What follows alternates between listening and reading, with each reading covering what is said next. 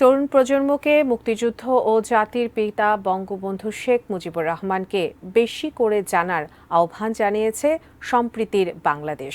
রোববার সকালে ঢাকা বিশ্ববিদ্যালয়ে আরসি মিলনায়তনে সম্প্রীতির বাংলাদেশ আয়োজিত আলোচনা সভায় এই আহ্বান জানান বক্তারা।